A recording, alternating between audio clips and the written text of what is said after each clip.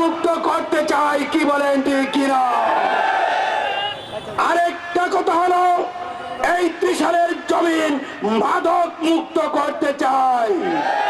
আমরা দেখেছি এই ত্রিশালের জমিনে এদিক সেদিক আগে যেই পরিমাণ টাকা আদায় করা হতো, বর্তমান সমাজে তার থেকে বেশি টাকা নেওয়া হয়।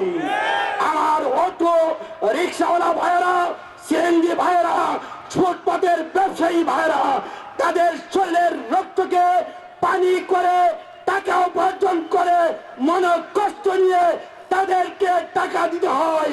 সন্ত্রাসবাদীকে, চাঁদাবাজিকে আমরা ত্রিশালের মানুষ আর চাঁদাবাজি দেখতে চাই না, কি বলে ঠিক কিনা?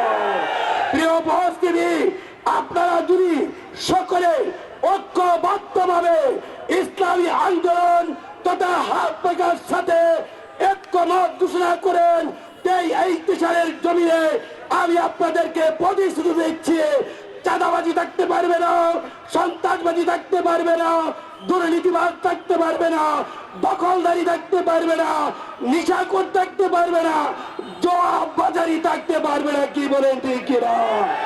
এই বলে আমি আমার সংক্ষিপ্ত কথা এখানেই শেষ করছি।